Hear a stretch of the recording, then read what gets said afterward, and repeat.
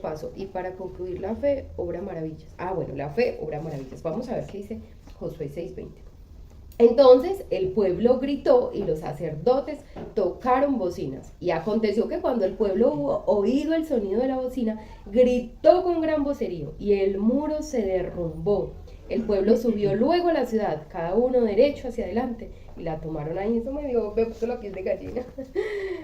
Qué tremendo. Dice que ellos gritaron. El pueblo grita, los sacerdotes tocan la bocina y los muros se caen.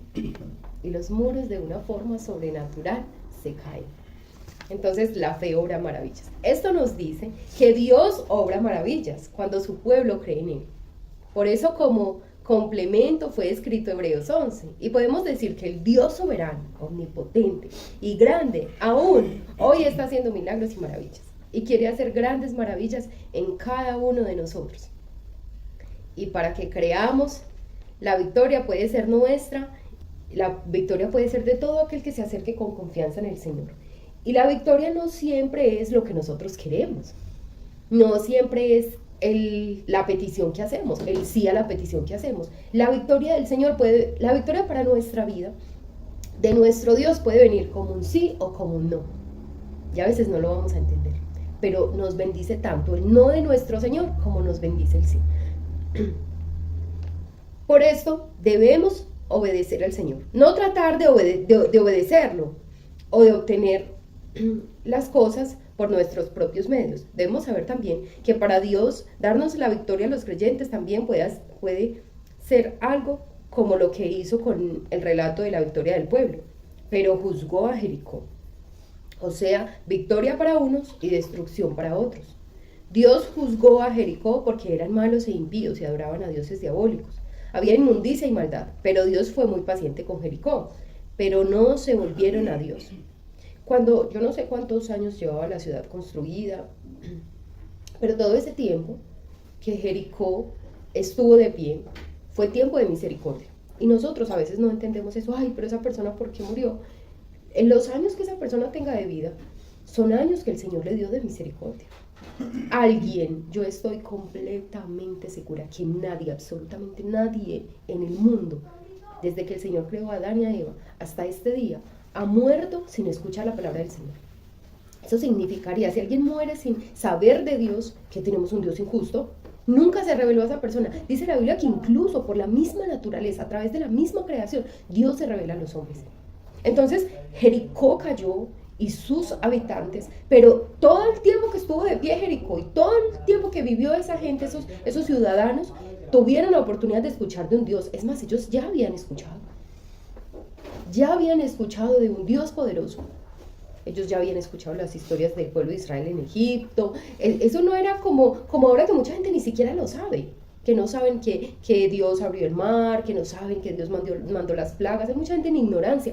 Esta semana escuchaba al pastor que estamos haciendo el estudio de Eclesiastés, y decía él que hay gente que ni siquiera, de verdad existe Dios, de verdad existió Jesús, o sea, como en completa ignorancia. Para ellos esas historias no eran nuevas, eran reales, eran cosas como que vos y yo sabemos que las Torres Gemelas se cayeron, así, algo muy conocido, pero nunca abrieron su corazón. Porque cuando el pueblo iba a tomar una ciudad, hubo una mujer, Rahab, que sí abrió su corazón. El resto de los habitantes no. El resto de la gente no quiso escuchar al Señor. Pero hubo una que abrió su corazón. Y de ella, de Rahab, viene nuestro Señor Jesús. ¡Ay, qué cosa tan hermosa! Entonces, Dios ha tenido misericordia. Dios ha extendido su misericordia para con todos en el mundo, para con todos. Por todos murió. Solo son salvos los que creen en el sacrificio de nuestro Señor Jesús y le siguen. Pero para todos ha tenido misericordia. Entonces, a veces la respuesta del Señor es la bendición para unos, es condenación para otros, pero de todos, en alguna medida, el Señor ha tenido misericordia y se ha revelado. Lo mismo hace con esta humanidad. Él da la oportunidad de que hoy no se arrepiente, también vendrá destrucción contra él. Dios esperó mucho antes de destruir a Jericó, pero no se arrepintieron. Por eso es necesario que tengamos fe en el Señor Jesucristo y confiemos en Él. Pronto sonará otra trompeta, y no es la de Jericó, sino la del juicio cuando el Señor venga. ¿Está usted listo? ¿Cree en el Señor Jesucristo?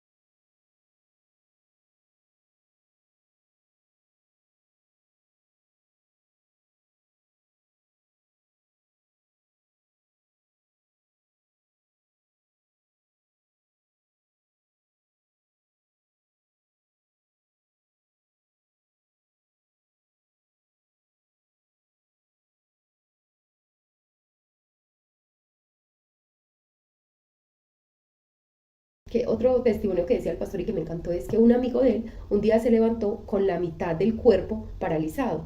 Yo no recuerdo el nombre, mi esposo está por ahí, no recuerdo el nombre de qué fue lo que dejó de funcionar en el cuerpo de este hombre, la mitad de su cuerpo dejó de funcionar, pues quedó paralizado.